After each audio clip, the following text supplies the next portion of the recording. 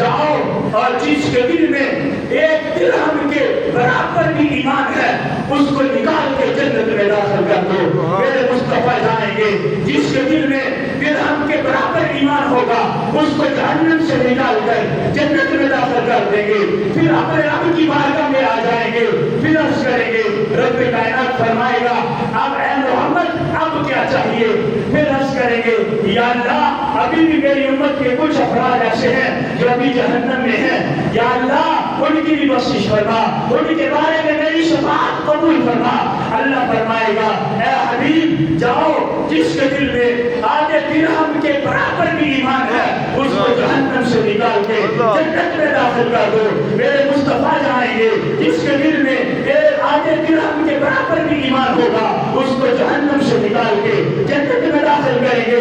پھر اپنے رب کی بارگاہ میں آئیں گے, پھر التجا کریں گے, پھر رب ارشاد فرمائے گا اے محمد اب کیا چاہیے. پھر مصطفیٰ فرمائیں گے یا اللہ ابھی بھی میری امت کے کچھ افراد ایسے ہیں جو ابھی بھی جہنم میں ہیں. پھر رب ارشاد فرمائے گا اے محمد جاؤ جا کر جس کے دل